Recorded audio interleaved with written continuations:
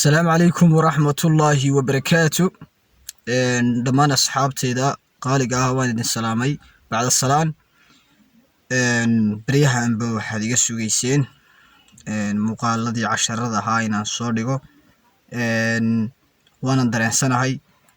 كومنتية بدن بدي سو قريسان و 10 قابا خلو 10 ديغا سocod sanasaan iyo kuwaan waan idin soo wadaba